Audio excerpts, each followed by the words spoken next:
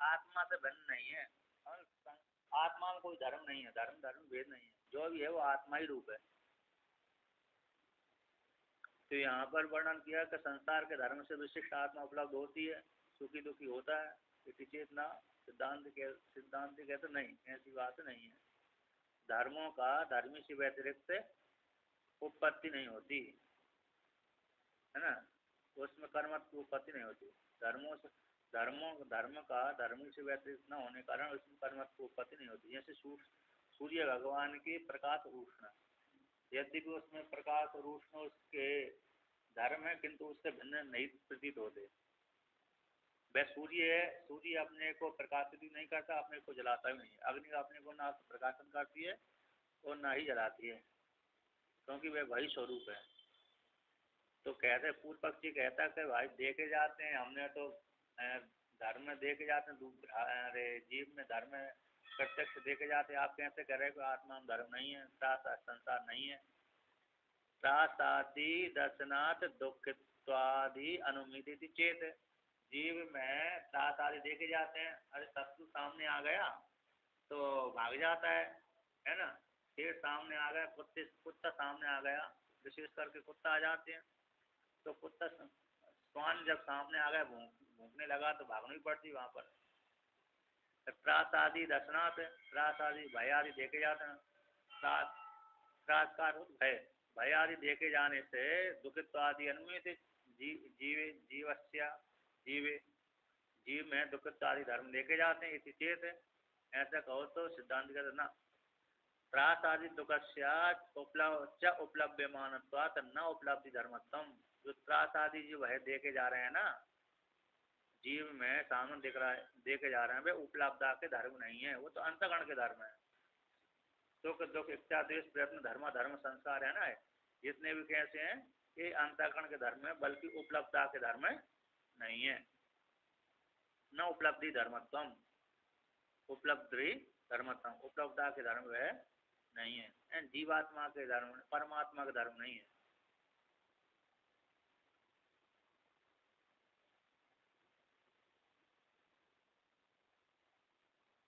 तो यहाँ पर कहते हैं, उसी को और वर्णन करते हैं, कहते भाई आत्मा में तो दूसरे शास्त्रवादी वाले कैसे मानते, धर्म मानते, आप कैसे कह रहे हो आत्मा में संसार धर्म ही नहीं है और कोई धर्म है, सुख दुख तो धर्म नहीं है, जीव संसार यही नहीं है, आप कैसे कह रहे हो। जबकि दूसरे मत वाले तो ऐसा मानते हैं कि आत्मा में, आत्मा के धर्म है, अंतःकरण के धर्म है। तो आप अपने मुख से बोल रहे हो, सामने वाले तो नैयायिक है, बौद्ध है, जैन है, मीमांसक आदि है, अथवा सामान्य रूप से मीमांसक और बौद्ध, मीमांसक कपिल शास्त्र और नैयायिक, ये तो आत्मा में धर्म मानते हैं, आत्मा में ही मानते हैं, अंतःकरण के धर्म नहीं मानते, है ना। मतलब विशेष करके तो नहीं, विशेष करके नैयायिक और मीमांसक मानते, सांख्य शास्त्र वाले तो असंग ही है पुरुष, इस सूत्र उनका एक पुरुष कैसे असंग है, किंतु विशेष रूप से नैयायिक और पूर्व मीमांसक ही ये मानते हैं। तो आप कैसे कह रहे हो कि जीवात्मा में संसारित धर्म नहीं, जीवात्मा में कोई धर्म है नहीं, आत्मा में कोई धर्म है नहीं है, आप कैसे कह रहे हो। उसी को भगवान वास्तु पक्षी कहता है कि कपिल कणादादि तर्क शास्त्र विरोधी इति चेत।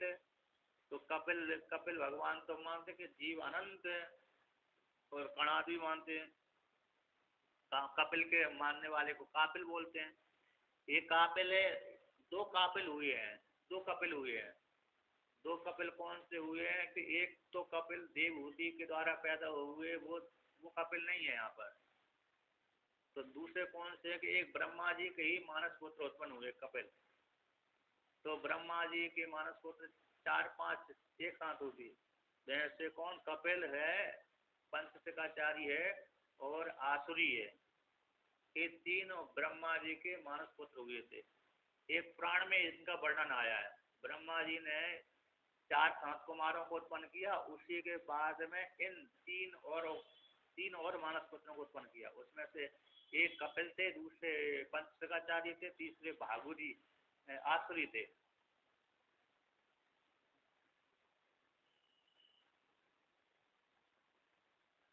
नहीं नहीं, सांख्य शास्त्र वाले देवहूति का ये सांख्य शास्त्र नहीं है। तुलसीदास जी ने लिखा, लेकिन तुलसीदास जी से पहले आदिगुरु शंकराचार्य भगवान ने वहां पर खंडन किया है ब्रह्म सूत्र में। ब्रह्म सूत्र में ब्रह्म के जो है कपिल है, जो कोई देवहूति के पुत्र है, वो कपिल नहीं है, क्योंकि वो तो वैष्णव थे, शिव थे, विष्णु भगवान के अंश अवतार थे। उन्होंने तो सांख्य शास्त्र का प्रतिपादन किया गया, ना कि सांख्य के विरुद्ध अनेक जीवात्मा का प्रतिपादन उन्होंने नहीं किया, बल्कि उन्होंने अद्वैत मत का प्रचार किया है। देवहूति वाले जो कपिल भगवान हैं वो तो विष्णु के अंश होने।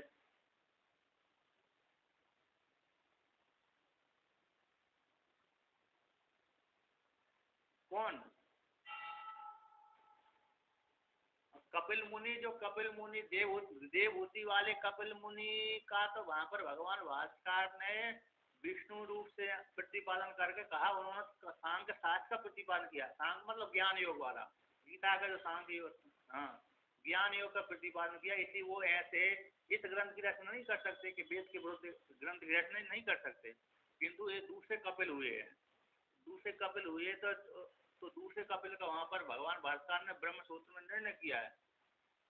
और तो इन्होंने दूसरे कपिल ने ये सांख्य, जो सांख्य कारिका सांख्य सिद्धांत लिखा है, जो दूसरे कपिल सांख्य कारिका तो ईश्वर कृष्ण ने उनके सिद्धांत को लेकर के बनाई है, 72 कारिका लिखी है, तो उनके सूत्र थे। वो कपिल भगवान के सूत्र थे, जो भी सूत्र हैं 20-25-30 मिलते हैं सूत्र। अब वो भी भगवान भास्कर ने फिर स्वीकार न करके सीधा सांख्य कारिका को ही प्रधानता दे दिया, तो इसलिए ब्रह्म सूत्र में सांख्य कारिका को ही उठाया भगवान भास्कर ने। उनके जो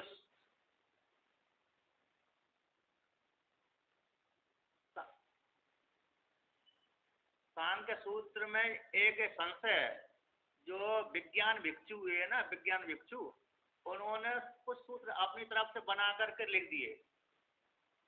विज्ञान भिक्षु जिन्होंने पातंजल योग दर्शन पर टीका लिखी है, भामतीकार ने लिखी है, सरस्वती मिश्र ने टीका लिखी है, और विज्ञान भिक्षु ने लिखी है। तो वहां पर टीकाकारों ने निर्णय किया है कि वहां पर कुछ कपिल जो विज्ञान भिक्षु थे वो सांख्य के ज्यादा अनुयायी थे, तो सांख्य के ज्यादा अनुयायी होने के कारण उन्होंने अपनी तरफ से सूत्र बना करके लिख दिए। यद्यपि सांख्य शास्त्र के सूत्र हैं, किंतु थोड़े बहुत से 20-2500 मिलते हैं, प्राप्त होते हैं, काल के योग के अनुसार वो दब गए। किंतु जो ईश्वर कृष्ण ने जो सांख्य कारिका लिख दिया ना, उसी की ज्यादा प्रसिद्धि हो गई। उन्होंने जो सांख्य दर्शन में कहानियां आती थी, अन्य न्याय आते थे, चरितार्थ आते थे, उसको हटा दिया ईश्वर कृष्ण ने, शुद्ध शास्त्र लिया, शुद्ध सिद्धांत ले लिया। इसलिए 72 कारिका के द्वारा प्रतिपादन किया गया। तो लास्ट में 67-68 कारिका में जाकर उन्होंने लिखा कि ये सांख्य शास्त्री है, ना कि प्रक्रिया ग्रंथ है। ये हमने मात्र और का क्या लिया, अरे जो उदाहरण नहीं नहीं प्रक्रिया दर्शन को मतलब एक देश लिया जाता है, तो हर ये प्रक्रिया दर्शन नहीं लेना चाहिए, इसको सीधा शास्त्री है, सांख्य शास्त्री है। क्योंकि हमने मात्र इसमें कहानियां को हटाया है। क्या हटाया? कहानियां हटा दिया, वहां की विस्तार हो जाता ग्रंथ का, इसलिए सांख्य शास्त्री। इसलिए भगवान भास्कर ने वहां पर ब्रह्म सूत्र में कारिका का ही उदाहरण दिया है, सूत्र का कहीं उदाहरण नहीं दिया। यद्यपि भगवान भास्कर सूत्र का उदाहरण दे सकते थे, क्योंकि उनको मालूम है सर्वज्ञ होने कारण है, लेकिन वहां पर उन्होंने कारिका ही दिया। इसलिए जब भी उदाहरण दिया है सांख्य को लेकर के, तब तक कारिका ही दी है। इसलिए फिर ज्यादातर कारिका के ऊपर ही टीका है, 2-3। तो वहां पर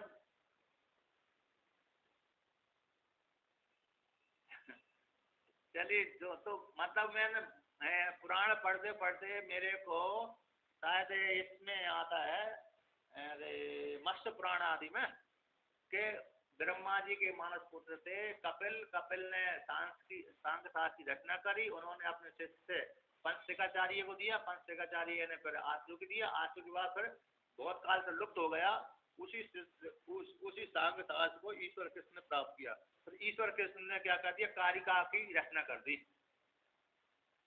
ऐसा तो कहते हैं, ऐसे जो कपिल मुनि के मानने वाले कापिल, तो कणाद मुनि के मानने, कण को भक्षण करने वाले कणाद बोलते हैं, कण भोग। तो कणाद के मत को मानने वाले काणाद, और वैशिष्ट तक आ गए। आदि शब्द से वैशिष्ट और मीमांसक आदि आ गए। कहते ये इनका तर्क शास्त्र के साथ विरोध हो जाएगा आपका। आप तो एक अद्वैतवादी है, ये तो अनेकवादी है, क्योंकि इनके मत में जीवात्मा बहुत है ना। और नैयायिक तो मानते हैं कि आत्मा की धर्म होते हैं 8 विशेष। सामान्य 16 धर्म आत्मा के होते हैं, किंतु विशेष 8 धर्म होते हैं। सुख दुख इच्छा द्वेष प्रश्न धर्म धर्म है। ये 8 विशेष आत्मा के गुण होते हैं। आप कैसे बोल रहे हैं कि आत्मा में गुण नहीं होते, धर्म नहीं होते? किसी चीज ऐसा कहो तो सिद्धांत कहता है ना, ऐसी बात नहीं है। क्यों? तेषा मूल अभावे वेद विरोधे च भ्रांतत्व उत्पत्ति। तेषा उन वादियों को, कपिल मुनियों के, कापिलों का और कणादों का जो तर्क शास्त्र कापिल शास्त्र है, वह मूल के अभाव होने पर, एक तो मूल को नहीं लिया उन्होंने, छुआ नहीं, और वेद से विरोध हो रहा है। वेद कहता है ये को हम होती है नया नानास्ति किंचना, इसके साथ विरोध और हो रहा है। वो कहता है अनेक जीवा है।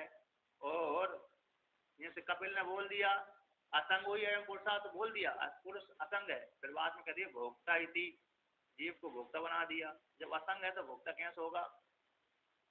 इसलिए मूल के अभाव होने पर और वेद के साथ विरोध हो जाने पर भ्रांतत्व उत्पत्ति, ये भ्रांतत्व रूप से उनके उत्पत्ति कह रहे थे कि आत्मा में ये धर्म है।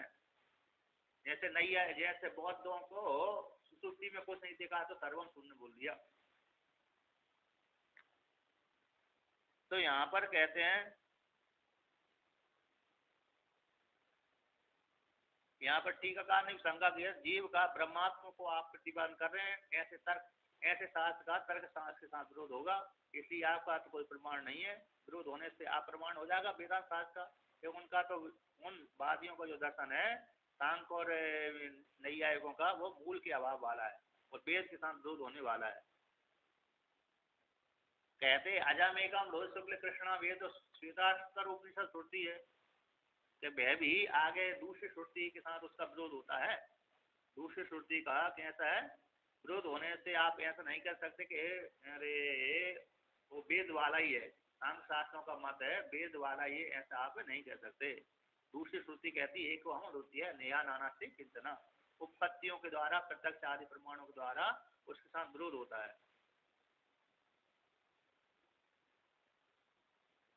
तो अब आगे कहते हैं श्रुति उपपत्ति है ना,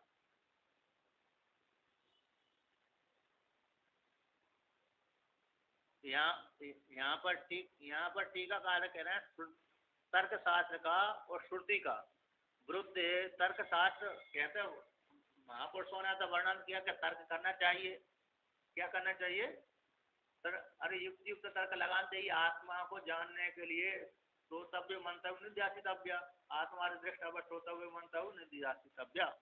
तो आत्मा जानने योग्य है तो श्रवण करना चाहिए। इसके पश्चात श्रुति कहती मंतव्य। अब मंतव्यों में तो युक्ति आती है, तर्क आता है ना। तो तर्क आता है तो तर्क आपके वेदांत शास्त्र का तर्क के साथ कोई विरोध नहीं होना चाहिए, है ना। तो तर्क शास्त्र का और श्रुति का तो विरुद्ध अविचार होने से प्रमाण संशय बिना संकनीय, प्रमाण के विषय में शंका नहीं करना चाहिए। मतलब श्रुति स्वयं कहती है तर्क करना चाहिए। जब श्रुति तर्क करने के विषय कहती है तो फिर कणाद आदियों के सिद्धांत के साथ आपका विरोध नहीं होना चाहिए।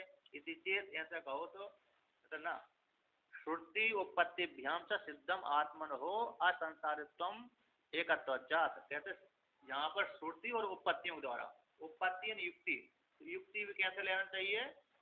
अरे नैयायिकों की ऐसी युक्ति नहीं है। नैयायिकों की जो युक्ति है, तर्क है, ऐसी युक्ति न लेकर के शास्त्र अनुकूलित, तो शास्त्र के अनुकूलित ही उक्तियों के द्वारा आत्मा एक हम अद्वितीय नेहा नानास्ति किंचित सिद्ध होती है। और आत्मा में कैसे असंसारित धर्मत्वम, आत्मा कैसी असंसारी धर्म वाली है और एकत्व वाली है ना। एक हम अद्वितीय है, एक है, उसमें संसारित तो धर्म भी नहीं है और अनेकत्व नहीं है। नैयायिक आदि अनेक मानते हैं और सांख्य मत वाली भी अनेक मानते हैं, बौद्ध मत मतलब ये भी बहुत, मीमांसा भी बहुत मानते हैं, वेदांति भी बहुत मानते हैं कि व्यवहार दृष्टि से मानते हैं, पारमार्थिक दृष्टि से नहीं मानते, है ना। वेदांति यद्यपि आत्मा अनेक मानते हैं, किंतु अनेक जो आत्मा मानते हैं उनको वो व्यवहारिक है, पारमार्थिक नहीं है। और जो अन्य अन्य जो वादी मानते हैं आत्मा को अनेक, उनकी पारमार्थिक आत्मा अनेक है ना। विभू भी है और अनेक भी पारमार्थिक रूप से है। वेदांतियों की आत्मा अनेक तो है लेकिन व्यवहारिक वाली है, उपाधि को लेकर है, उपाधि से रहित परमात्मा एक ही है।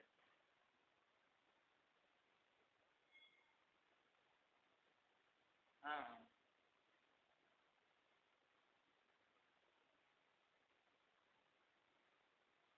हाँ, वेदांत मतलब अन्यवादी पारमार्थिक रूप से स्वीकार करते हैं स्वतंत्र।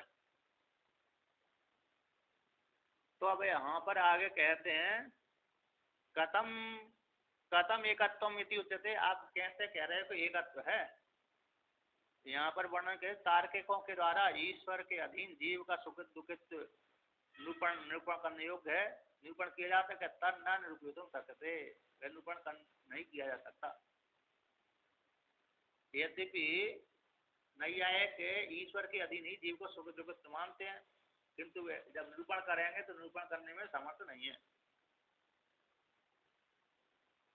तो यहाँ पर कहते कैसे आप कहते हो कि आत्मा एक ही है, दो नहीं है, जीवात्मा परमात्मा भिन्न भिन्न नहीं है, जीवात्मा परमात्मा एक ही है, आप कैसे कहते हो।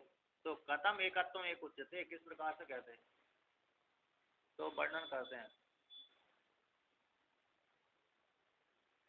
स यश्च अयम अयम पुरुषे यश्च असौ आदित्ये स एका इति एवं आदि पूर्ववत् सर्वम। ऐसे यश्च असम यश सा यश्च अयम पुरुषे, पुरुष यानी इस स्थूल शरीर के भीतर जो है आत्मा है, सा यश्च अयम आत्मा, स्थूल शरीर के भीतर जो आत्मा है, यश्च असौ आदित्य और आदित्य मंडल के भीतर जो आत्मा है, आदित्य मंडल के आदित्य यानी आदित्य मंडल के भीतर यक्षासौ है जो आत्मा है, और पुरुष से यानी स्थूल शरीर के भीतर जो हृदय रूप गुहा में जो आत्मा है, सा एक है, वे दोनों एक है। तो सा यश्चायम पुरुष से शब्द से तुम पद हो गया, शुद्ध तुम पद शोधन, और यश्चासु आदित्य में शुद्ध तत्पद शोधन हो गया और तत्पद, और सा एका में अति पद के द्वारा एक कर दिया तो तत्वमसी हो गई, तत्व तुम अति। आदित्य स आदित्य में तत्पद हो गया और स पुरुष में त्वम पद हो गया, और स एका में अति पद के द्वारा एक कर दिया। तो हे श्वेत केतु है तुम ही हो, इति एवं आदि इत्यादि पूर्व के समान जान लेना चाहिए। अब यहाँ तक चौथा मंत्र पूरा हो गया। अब पांचवा मंत्र कहते हैं, है ना।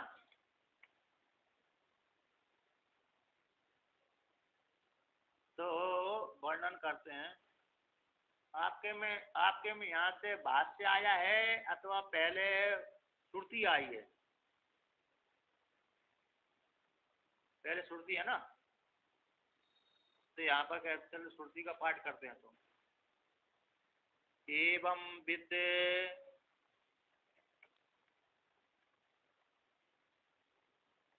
साया है क्या, एवं विद है। अच्छा, मेरे में एवं विद दिया था। अच्छा, सा या एवं विद अस्मात् लोकात् प्रेत्या एतम अन्नमयम आत्मानम उपसंक्रम्य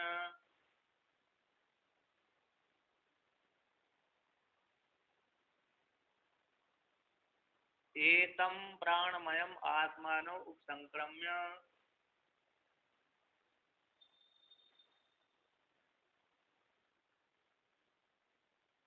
एतम मनोमयम आत्मानम उपसंक्रम्य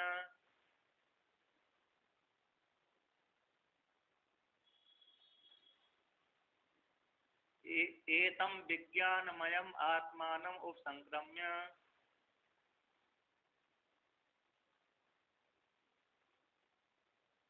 एतम आनंदमयम आत्मानम उपसंक्रम्य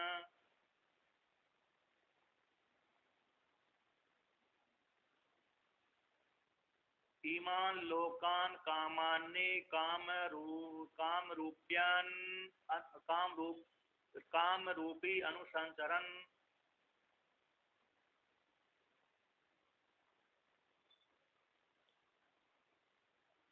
एतत् साम्य गायन आस्ते हा ऊ हा ऊ हा ऊ।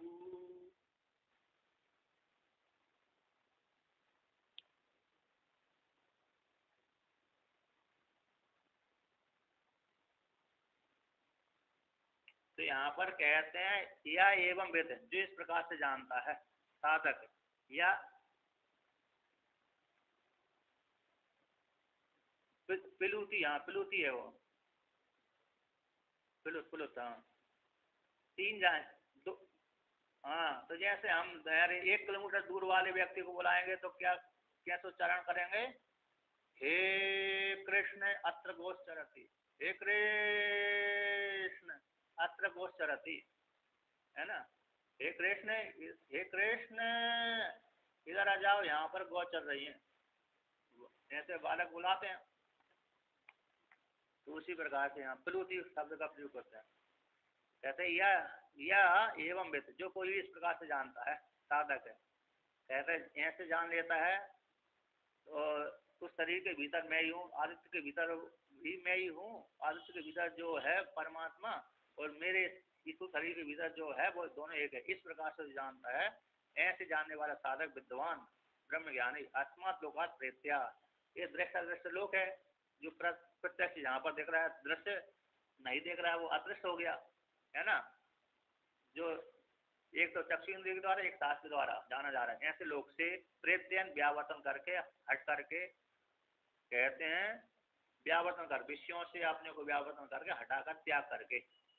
प्रेत्य शब्द का मार्कर का भी अर्थ होता है और यहाँ पर व्यावर्तन करके, तो अस्मात् लोक से व्यावर्तन, दृश्य लोक से व्यावर्तन करके निवृत्त होकर के एतम आत्मानम उपसंक्रम्य, एतम इस अन्नमय आत्मा में को पहले प्राप्त होता है, फिर इसमें दोष दे करके इसको बात कर देता है विज्ञान मात्र के। आत्मा अन्नमय कोश वाली आत्मा आत्मा नहीं हो सकती, ये तो साधन है मात्र। तो उसके बाद उसके भीतर जाता है, इसको बात करके विज्ञान मात्र। यहाँ पर संक्रमण शब्द कैसा विज्ञान मात्र है ना? बात करके ज्ञान मात्र है, ज्ञान मात्र में संक्रमण शब्द का अर्थ यहाँ पर ज्ञान मात्र, बात करके त्याग करके।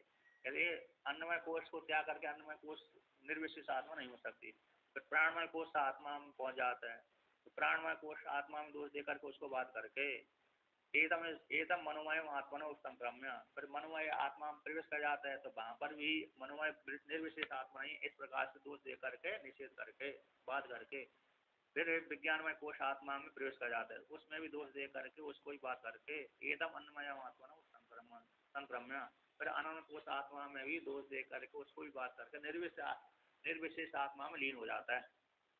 इस प्रकार से तो पांचों कोशों से पार होकर के निर्विशेष आत्मा को जान लेते हैं। ऐसे जो विद्वान है ईमान लोकान कामान्नी, जो सामने देख रहे हैं लोगों को कामान्नी हो जाता है। तो कामान्नी, काम तो अन्नम अस्ति कामान्नी, कामान्नी का लक्षण किया भगवान वासुदेव ने। काम तो इच्छा के अनुसार, अन्नम अस्त, अन्न हो जाता है अस्त का, वो कामान्नी सबको चाहने वाला हो जाता है। नी यहाँ पर है कामान्नी, काम को चाहने वाला, इच्छार्थ में काम इच्छार्थ में चाहने वाला है, काम वाला हो जाता है। सारा अन्न इसी का ही हो जाता है, जितना ही दृष्ट प्रपंच आदि जो अन्न दिख रहा है उसी का ही भोक्ता हो, काम करने वाला, जानने वाला, इच्छा करने वाला भोक्ता हो जाता है। काम रूपी, ये काम रूप हो जाता है, क्योंकि ब्रह्म बन गया। अब ब्रह्म बन गया तो फिर सभी संपूर्ण जगत में व्याप्त हो जाता है, व्याप्त होकर के फैल जाता है। काम रूपी इच्छा के अनुसार के, काम तो रूपाणी अस्ति काम रूपी, भगवान वासुदेव ने इसका अर्थ किया काम तो रूपाणी, काम इच्छा के अनुसार इसके रूप अस्तित्व के हैं, इसलिए काम रूपी। जैसे देवता आदि भी है ना, जैसे जैसे रूप धारण कर लेते हैं, उसी प्रकार से मैं देवता बन करके भोग रहा हूँ, गंधर्व वर्ग में भोग रहा हूँ, अन्न बनकर भोग रहा हूँ। यद्यपि स्थूल शरीर में है कि नहीं, स्थूल शरीर में नहीं भोग पाएगा मनुष्य। यदि योगी बन गया तो भोग लेगा, और योगी नहीं बना तो फिर अरे संतोषी परम सुखम नहीं है। संतोष संतोष संतोष नहीं किया तो समस्त हो जाए, संतोषी परम सुखम। तो जान लेता उसको वो नहीं होती, तो कहते हैं काम रूपी हो जाता। अनुसंसरण अनुसंसरण अनुसंसरण अनुयन पश्चात तो संसरण भ्रमण करते रहते। इस प्रकार से ज्ञान हो जाने के पश्चात जब मैं ही संपूर्ण जगत में व्याप्त होता हूँ, वेद बुद्धि समाप्त हो जाती। ये साम गायन आस्ते, ये है जो विद्वान शाम शाम को गान करता हूँ। शाम यहाँ पे परमात्मा, इस शाम को समत्व होने से शाम कहलाता है। ब्रह्म शाम, क्योंकि ब्रह्म ही सभी में समान रूप से गया हुआ है। आकाश ही सारे, जहाँ पर देखो वहाँ आकाश ही आकाश सभी जगह गया हुआ है। उसी प्रकार से ये ब्रह्म ही समत्व होने से ब्रह्म ही शाम है। ये शाम रूप ब्रह्म को गान करता हुआ कि मैं हम ब्रह्मास्मि हम ब्रह्मास्मि, इस प्रकार से गान करता हुआ आस्ते। और क्या कहते हैं, अवस्थित रहता है, तिष्ठति रहता है। आस्ते यहाँ पर शब्द है असभूवि धातु से आस्ते भी है। अस उपवेशने बैठने अर्थ में रहता है, तिष्ठति गान का। और गायन शब्द यहाँ पर गान करता हुआ, हम ब्रह्मास्मि हम ब्रह्मास्मि हम ब्रह्मास्मि, इस प्रकार से जानता हुआ विचार करता है, विचरण करता है, रहता है, कहता है। कहते हैं अब यहाँ पर आ हु आ उ आ उ आ उ, ये 3 बार दी, 1 बार है आबू, तो 2 बार 3 2 बार अभ्यास है ना द्योतन करने के लिए। किसके करने के लिए, विस्मय को अति विशेष अतिशय द्योतन करने के लिए। कहते आऊ हाउ, तो आबू शब्द यहाँ पर निपात है। कहते किस अर्थ में निपात है, तो कहते हैं ये अहो आश्चर्य अर्थ में निपात है। कैसे, अहो इस अर्थ में, अहो यानी आश्चर्य। अहोश्रुत में जो अहो शब्द आता है ना, अहोश्रुत, तो यहाँ पर अहो शब्द किस अर्थ में, आश्चर्य अर्थ में। आश्चर्य अर्थ में हावु, हावु शब्द का निपातन किया गया। एक कहते हैं 2 क्यों 3 क्यों कह दिया, 3 इसलिए वर्णन किया गया कि उसमें भी अरे विशेषता लाने, अतिशय विशेष लाने के लिए। बड़ा आश्चर्य, बड़ा आश्चर्य, मैं कितने दिनों से कितने जन्मों से भटक रहा था, अपने को कर्ता भोक्ता मान रहा था, सुखी दुखी मान रहा था। बड़ा आश्चर्य, मैं तो ब्रह्म हूँ, है क्या नहीं, होता कि नहीं होता। अरे कितनी देर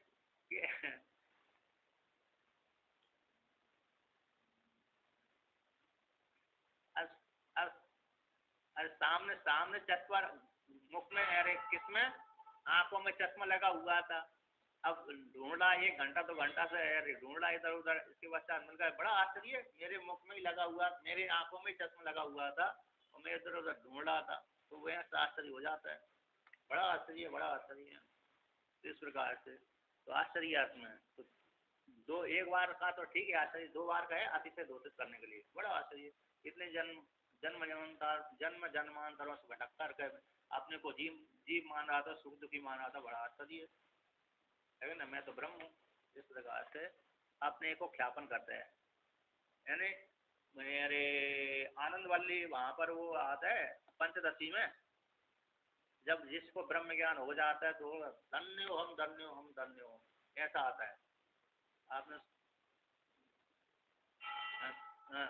कृत्य हो हम, इस प्रकार से उन्होंने व्याख्यान किया। यहाँ पर भी शायद बृहदारण्यक उपनिषद में धन्य हम धन्य हम आते, किसी उपनिषद में आते हैं वो मंत्र। तो अब यहाँ पर कहते हैं अन्नमयादि क्रमेण आनंदमयम आत्मान उपसंक्रम्य एक साम गायन आस्ते। अन्वयादि कोश से लेकर के आनंदमय कोश पर्यंत तक आत्मा को उपसंक्रम करके बाध करके, है ना, ये सारे कैसे जगत के विषय है, ऐसा बात करके निर्विशेष आत्मा तो निर्विशेष है, ऐसे उपसंक्रम करके बाध करके जान करके ज्ञान करके। एतत् सामम, एतत् है ज्ञानी शाम गायन, शाम को, शाम मतलब ब्रह्म रूप से अवस्थित हो जाता है, उनके मैं ब्रह्म हूँ, इस प्रकार से तिष्ठति अवस्थित हो जाता है, रहता है क्या नहीं। समत्वाप्ति साम, समत्व होने से शाम, ब्रह्म एक शाम है, ब्रह्म ही शाम है। कि सभी में अनन्य रूप से रहता है, मैं सभी से अनन्य रूप से अवस्थित हूँ, इस प्रकार से अपने आप को प्रतिपादन कर देता है। आत्म एकत्व है ऐसा ख्यापन करता है, त्यापन करता है। एक आत्मा छोड़कर दूसरा कोई नहीं है, मैं ब्रह्म ही हूँ, इस प्रकार से अवस्थित हो जाता है, तिष्ठति रहता है। अब यहाँ पर वर्णन करते हैं भगवान भास्कर। सत्यम ज्ञानम इति ऋचोर अर्धो व्याख्यातो विस्तरण तद विवरण भूता है आनंद वल्य। कहते हैं सत्यम ज्ञानम इति, सत्यम ज्ञानम अंतम ब्रह्म, ये जो श्रुति है ऋचा है उसका अर्थ, ऋचा का अर्थ का व्याख्यान विस्तार पूर्वक कर दिया गया, उसका विवरण भूत उसी का ही विवरण भूत आनंद वल्ली के द्वारा विस्तार से सत्यम ज्ञानम अंतम ब्रह्म इस ऋचा का विवरण भूत आनंद वल्ली के द्वारा विस्तार से व्याख्यान कर दिया गया। पूरी जो ब्रह्मवल्ली है उस सत्यम ज्ञानम अंतम का विस्तार के रूप से विवरण, विस्तार का विवरण रूप से विवरण भूत आनंद वल्ली के द्वारा। एक श्रुति है संक्षेप वाली, सूत्र श्रुति संक्षेप वाली सूत्र वाली है, उसी का विवरण पूरी ब्रह्मवल्ली हो गई। तो विस्तार पूर्वक ब्रह्मवल्ली के माध्यम से सत्यम ज्ञानम इस श्रुति का अर्थ का व्याख्यान कर दिया गया। तो सो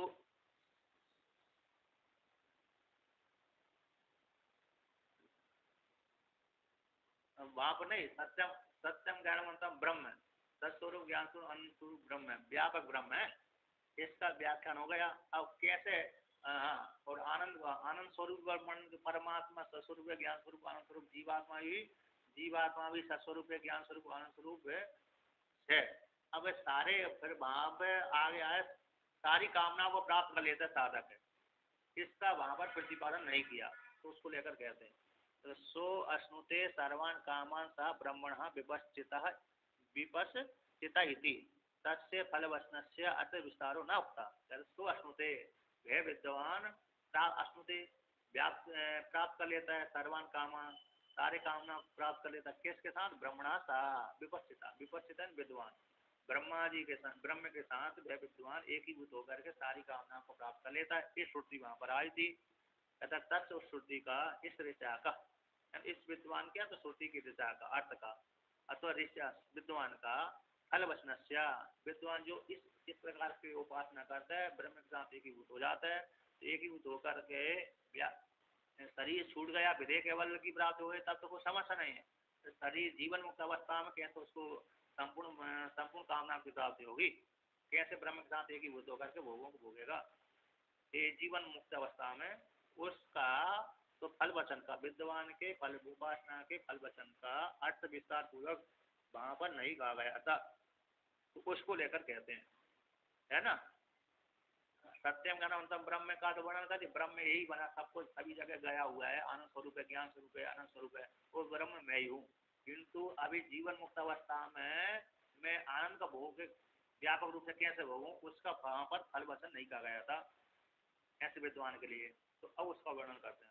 केते किम विषया, वे कामना कौन कैसे ब्रह्म के साथ एक ही भूत होकर के सारे विषयों को भोगता है। केते कितने हैं, कैसे हैं, विषय कैसे, किम विषया किम निष्ठा वाले हैं, केते कितने कितने हैं, है ना, ते वे विषय कामना कैसे हैं, तो किम विषय वाले हैं, किम निष्ठा वाले हैं, सर्वे कामा जितनी भी कामना है वे कैसी हैं, किस विषय वाली है, किस निष्ठा वाली है।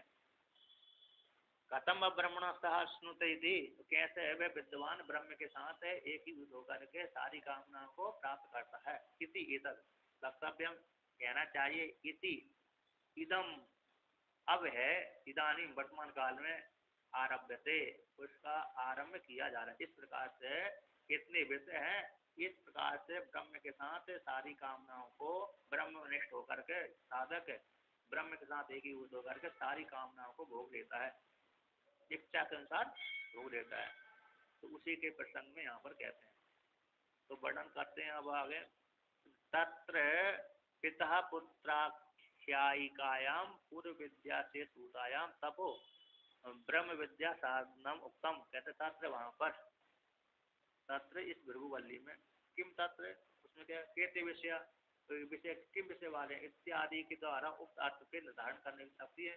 कितने कितने विषय है ना, कैसे कैसे, किम निष्ठा वाले हैं, कितने विषय हैं, इसमें इसको निर्धारण करने के लिए पिता और पुत्र आख्यायिका में, पिता और पुत्र की आख्यायिका को लेकर श्रुति आई थी यहाँ पर। पिता वरुण देवता हो गए, पुत्र हो गए भृगु ऋषि। तो पिता पुत्र की आख्यायिका में पूर्व विद्या सत्यम ज्ञानम अनंतम ब्रह्म, ये जो पूर्व विद्या थी उसी की पूर्व विद्या की शेषभूत थी, क्योंकि विद्या तो निर्विशेष ब्रह्म ज्ञान का प्रतिपादन कर दिया। अब उत्तम अधिकारी है तो कोई समस्या नहीं उसको, तो निर्विशेष ज्ञान, अरे सर्वम ब्रह्म थी, सर्वम खलु ब्रह्म, इसने सुनते ही मात्र ब्रह्म ज्ञान हो गया। अब जो मध्यम अधिकारी है उसके लिए तो उपासना का विधान किया जाना चाहिए। पूर्व विद्या का शेषभूत जो तप ही ब्रह्म विद्या का साधन है। तपो है ना, तपो तपता, तो तपस्या तपस्तप्वा विज्ञानवान, तो तप व तपता सूत्र के माध्यम से, श्रुति के माध्यम से तप ही ब्रह्म विद्या साधन उत्तम। इस तृतीय भृगुवल्ली में ब्रह्म विद्या का साधन तप कहा गया है, उत्तम एवं कथितम कहा जाता है, कहा गया है। अब उसी को लेकर कहते हैं आख्यायिका के माध्यम से। आख्यायिका क्यों देती है श्रुति? तो आख्यायिका इसलिए देती है कि श्रुति के साधक को जल्दी शीघ्र समझ में जाए। आख्यायिका के माध्यम से साधकों के दृष्टि में शीघ्र वो बात बैठ जाती है। यदि सीधा सीधा श्रुति अर्थ करेगी तो वो मन में नहीं बैठ पाती। इसलिए राजा रानियों की कहानी सुना करके बाद में पुराण वाले क्या ले जाते, सीधा परमात्मा में ले जाते साधक को। तो राजा ने इतने ऐसे ऐसे कर्म किए, इतने इतने यज्ञ किए, इतने इतने यज्ञ करने के पश्चात सब कुछ क्या करके परमात्मा का ध्यान करने लगा। परमात्मा ध्यान के लिए सारा राजपाट छोड़ करके जंगल में चला गया, वहां पर जाकर के ब्रह्म का चिंतन करके मुक्त हो गया। तो लास्ट में जाकर के क्या करते हैं, परमात्मा में बहुत बड़ा लीन कर देते हैं। इसी हेतु में आख्यायिका के माध्यम से ही सुगमता पूर्वक साधक को के हृदय में वो तत्व बैठ जाता है, इसीलिए आख्यायिका देते हैं। तो कहते हैं प्राणादेर आकाशांतस्य, प्राणादेर आकाशांतस्य कार्यस्य अन्नादत्वेन विनियोगश्च उक्ता। प्राण आदि से लेकर के अन्नमय को आकाश पर्यंत तक का कार्य का अन्न और अन्नादत्त रूप से विनियोग यानी उपयोग कहा गया है, उक्त कहा गया है। विनियोग शब्द कहाँ पर है, उपयोग किया गया है ना।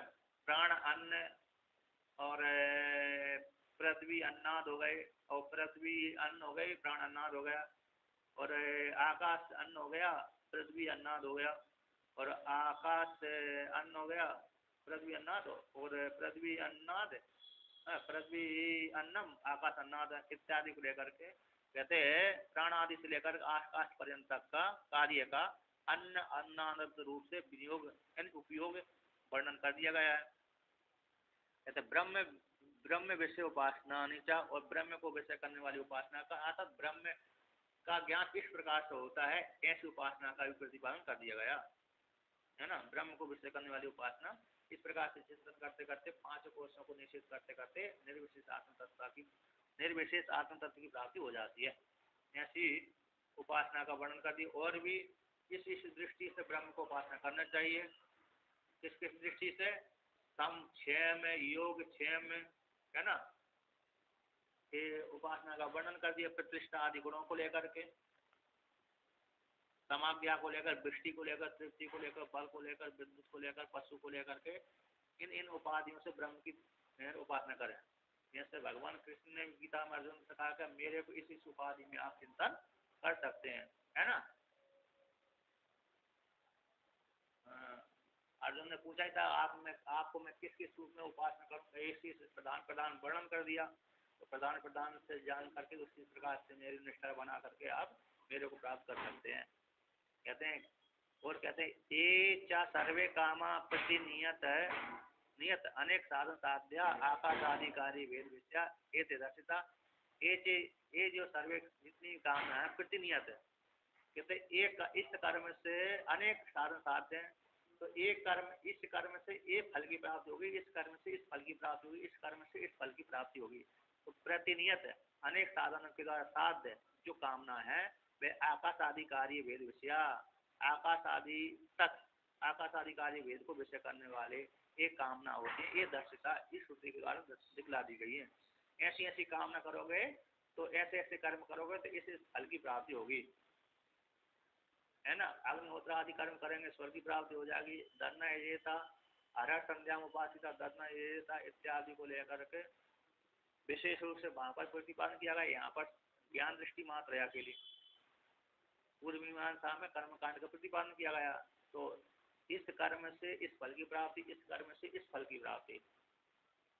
दर्ना ये देता स्वर कामो दर्ना ये देता। एक वाक्य आता है कि जिसको स्वर की इच्छा है वो दधी के द्वारा हवन करे, यानी आग जला करके, अग्नि जला करके अग्नि में दही का आदि छोड़े, है ना। तो एक दिन छोड़ने से कुछ नहीं होगा, मतलब 2, 5, 10 साल छोड़ना पड़े। अरे हमको स्वर्ग चाहिए, वो इंद्र देवता, अग्नि देवता, वायु देवता, ये देवताओं के नाम से छोड़ी जाती है। आहुति तो उन्हीं को ली, आहुति तो उन्हीं देवताओं को दी जाती है ना। तो देवता फिर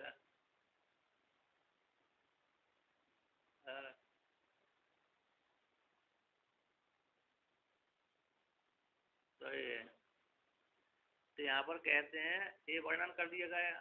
तो आकाशाधिकारी वेद विषय वाले कामना है, तो ये इन साधनाओं के द्वारा इस फल की प्राप्ति हो जाती है। तो प्रतिनियत है ना, प्रतिनियत और अनेक साधन के द्वारा साध्य है, एक साधन के द्वारा नहीं होती। इसी कर्म कांड के 80,000 मंत्र है। कहते एकत्व पुनः काम कामत्व अनुपत्ति, एकत्व में हो जाने पर, एकत्व मतलब ब्रह्म में, पुनः काम कामत्व की उपत्ति नहीं होती। यहाँ पर काम कामत्व की उपत्ति कहाँ होती है? जहाँ पर द्वैत बुद्धि होती है। तो जितनी उपासना द्वैत बुद्धि वाली होती है, तो जहाँ पर अवैध बुद्धि वाली उपासना हो जाती है वहाँ पर काम कामत्व की उपत्ति नहीं होती। वो तो एक के हो जाता है ना, एक काम ही हो गया, एक काम हो गया, एक कर्म हो गया, एक कर्ता हो गया, इसमें उत्पन्न नहीं होता। ब्रह्मात्म में, ब्रह्म रूप एकत्व में काम कामत्व की उपत्ति नहीं होती। काम कामत्व की उपत्ति भेद समता में होती है। तो भेद जातस्य सर्वस्य आत्मभूतत्वात्, वो जो जितना भेद समुदाय है, भेद जात बोलते समुदाय को, संपूर्ण भेद समुदाय का आत्मभूत होने, क्योंकि आत्मा का ही विलास है, आत्मा ही उत्पन्न हुई है। इस प्रकार से उपाधि को लेकर के, तो सब कुछ आत्मा है। जब सब कुछ आत्मा ही हो गई तो फिर काम ही कहाँ बनेगा? ईशावास्यमिदं सर्वम यत्किंच जगत्याम जगत, इसके श्रुति उसमें अरे उदाहरण कहते हैं तत्र कथम युगपद ब्रह्म स्वरूपेण रे सर्वान कामान एवं विद समस्नुता इति उच्यते।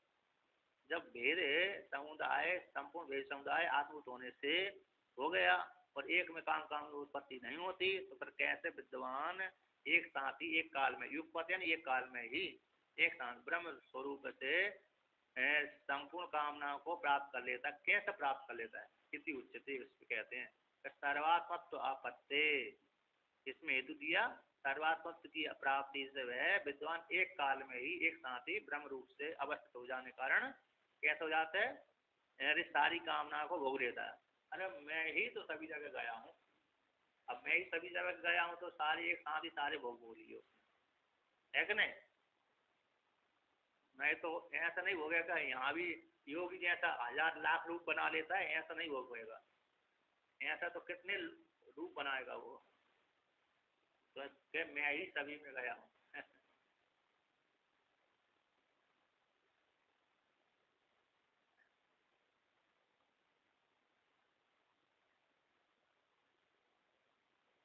तो ये अरे तो राम जी ने भी मात्र अयोध्या के लिए बनाया ना, मात्र अयोध्या के लिए रूप बनाए। अब पूरा भारत में ही, भारत के रूप नहीं बना पाया राम जी, है क्या नहीं? अरे अयोध्या के बना सकते थे लेकिन बनाए नहीं। एक ही देश के बनाया ना, तो इसलिए एक ही देश के बना।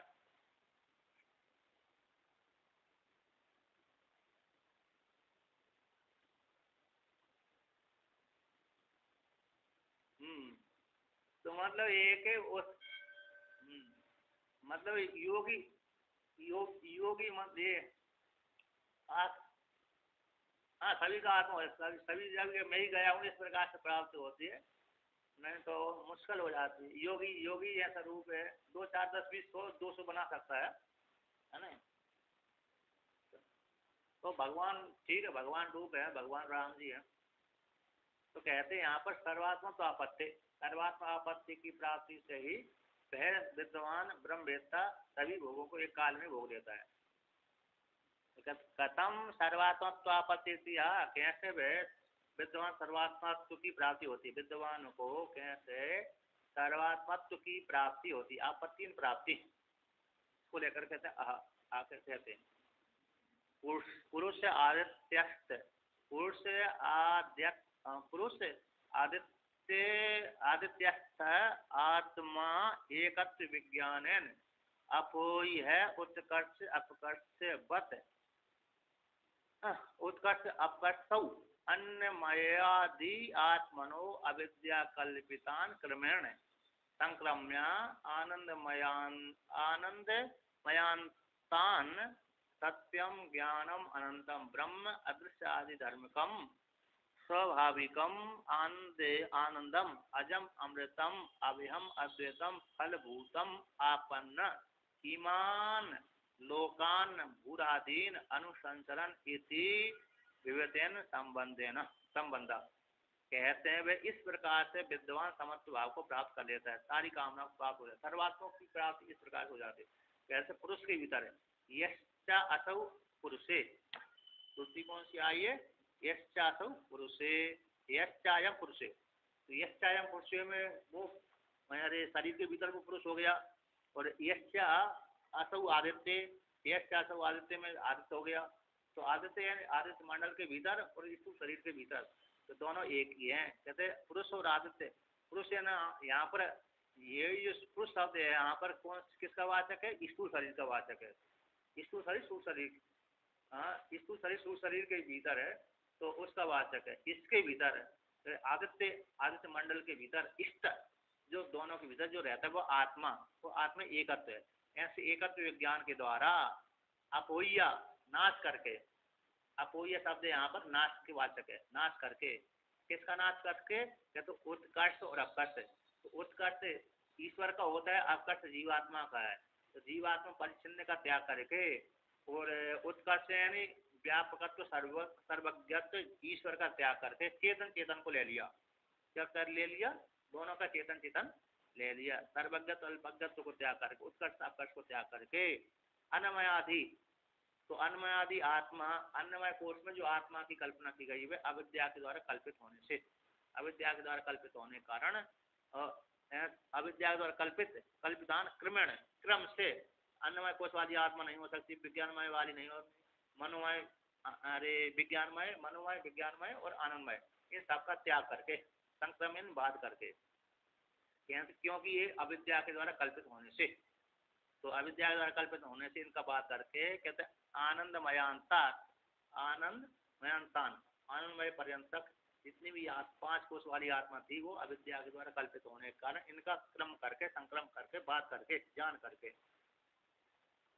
तो अधिष्ठान के याथात्म ज्ञान से, अधिष्ठान के याथात्म ज्ञान के द्वारा बात कर, अधिष्ठान का ज्ञान होगा तो बात हो जाएगा, अधिष्ठान के याथात्म ज्ञान के द्वारा बात करके कहते सत्यम गरम तम ब्रह्म, तो परमात्मा कैसे सस्वरूप है, ज्ञान स्वरूप आनंद स्वरूप है, ऐसे जो ब्रह्म है वो उसमें कैसे अदृश्य आदि धर्म कम, दृश्य आदि धर्म नहीं है उसमें, ऐसे चक्षु के द्वारा रूप देखा जाता है ऐसे उसमें धर्म नहीं है, कोई भी धर्म नहीं है, अदृश्य आदि धर्म से रहते, दृश्य आदि धर्म से रहते हैं, अदृश्य स्वरूप आ रहा है, स्वाभाविक है, ऐसे आनंद स्वरूप परमात्मा है, अजय अमृत है, अवय अद्वैत है, फलभूत है, ऐसे जो विद्वान विद्या का फलभूत आत्मा है, ऐसे फलभूत आत्मा को ब्रह्म को आपन्ना प्राप्त हो जाता है विद्वान, प्राप्त होकर के ईमान लोकान, ये जो सामने देख रहे हैं लोग भूत आदि लोगों में अनुसंसरण भ्रमण करते, कैसे यहाँ भी ब्रह्म है वहाँ भी ब्रह्म है, सभी जगह ब्रह्म है, हरि व्यापक सर्वत्र समाना, प्रेम से प्रकट हो में जाना है ना,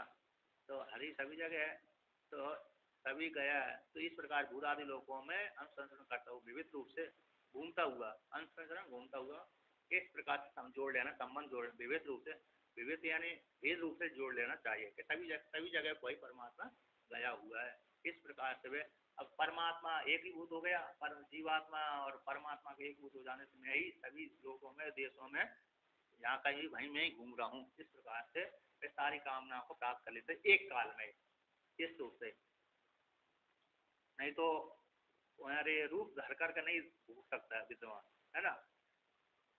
योगी भी चाहे तो मुश्किल, योगी भी चाहे तो तब भी नहीं भोग सकता, क्योंकि कितने अनंत ब्रह्मांड रचना किए परमात्मा ने।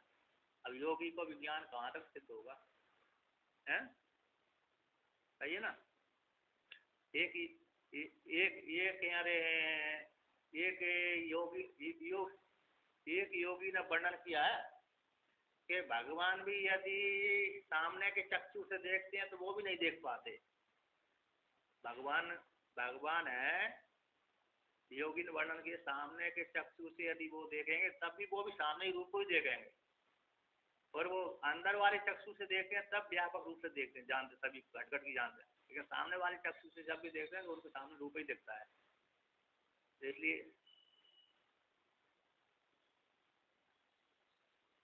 सामने वाले चक्षु से, दो वाले जो चक्षु से माया देखे, सामने रूप ही दिखेगा। तो ऐसा योगी ने वर्णन किया था।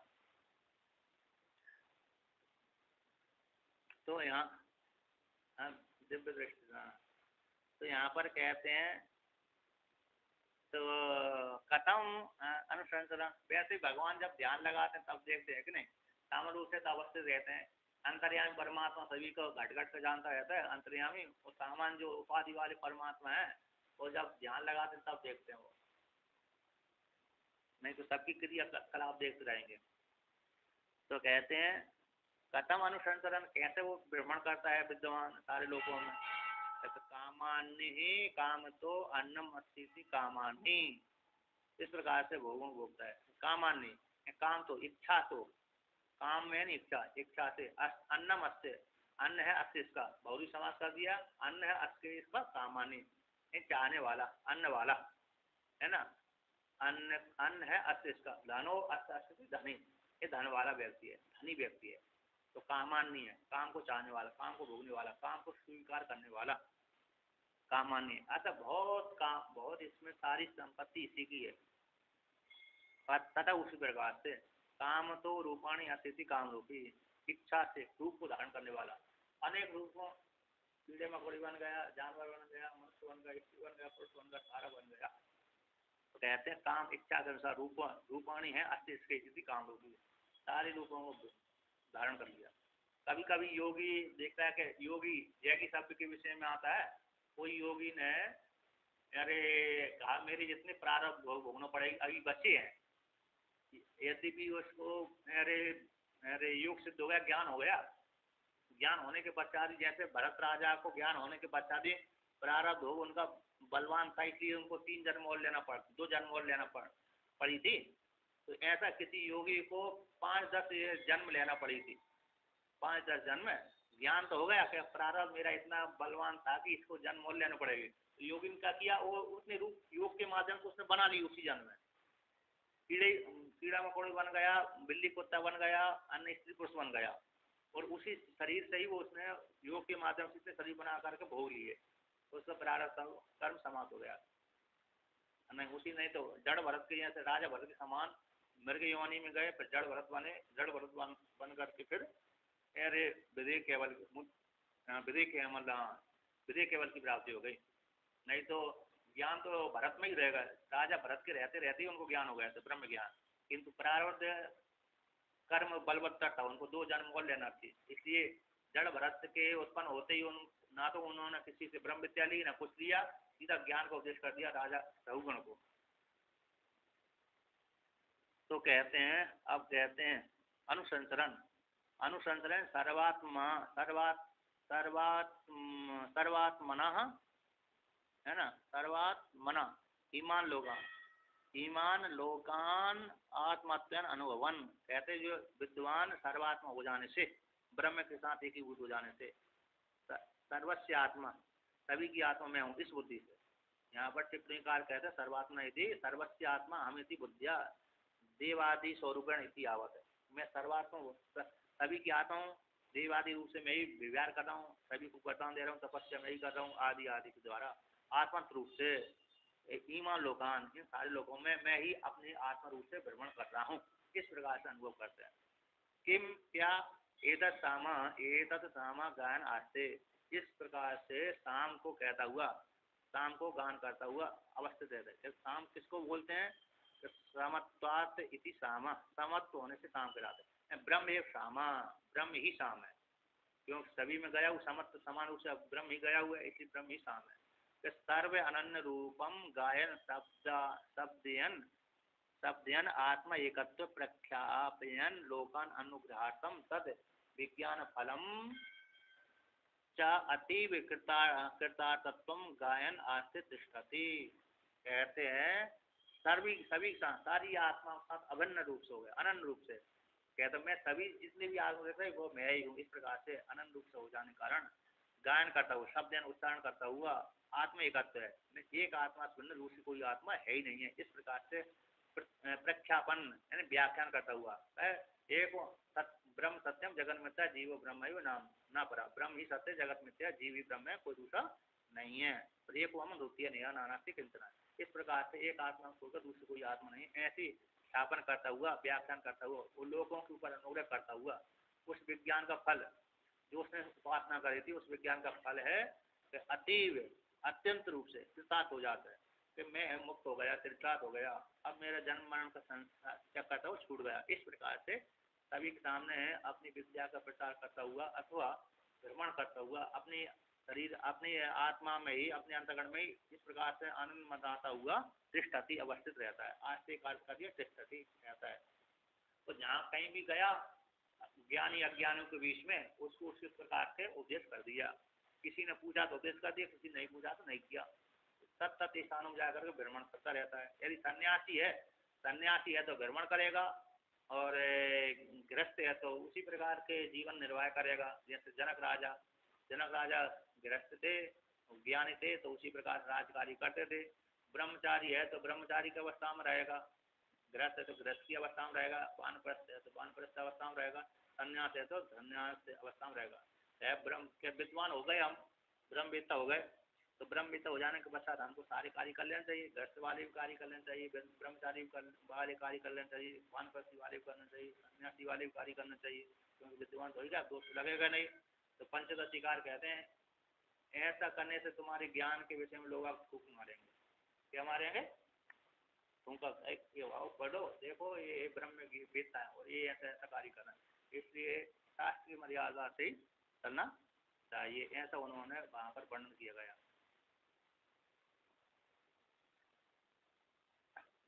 कहते हैं हाबू हाबू हाबू अहो, ये हाबू 3 बार आया। कहते अहो इति एतस्मिन् अर्थे, अहो है ना, अहो जो है हाबू शब्द है, अहो इति एतस्मिन् अर्थ में अत्यंत विस्मय ख्यापनार्थम, अत्यंत विस्मय को ख्यापन करने के लिए हाबू शब्द आया है। एक निपात जो है किसमें हाबू शब्द है, ये एक निपात है अत्यंत अहो अर्थ में, अहो इति एतस्मिन् अर्थ में आया है। और 2 क्यों आए कि अत्यंत विस्मय ख्यापन, बड़े आश्चर्य ख्यापन करने में, अवकाश होता आश्चर्य।